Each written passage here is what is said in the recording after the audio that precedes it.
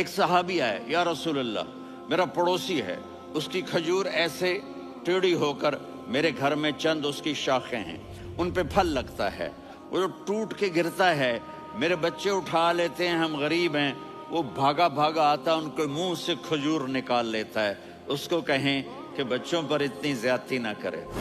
آپ نے اس کو بلایا، وہ منافق تھا، آپ نے اس سے فرمایا بھئی ایک سودا کرتے ہو؟ کہا جی کیا؟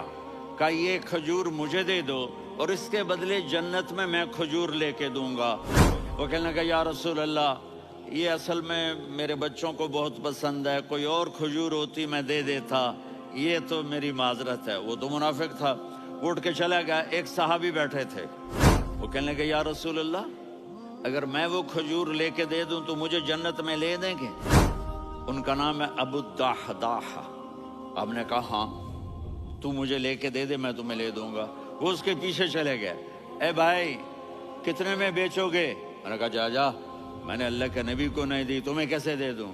کہا اچھا بھائی منہ سے بول کتنے لینے ہیں؟ تو اس نے جان چھڑانے کے لیے کہا کہ اپنا سارا باغ مجھے دے دے، کھجور لے لے۔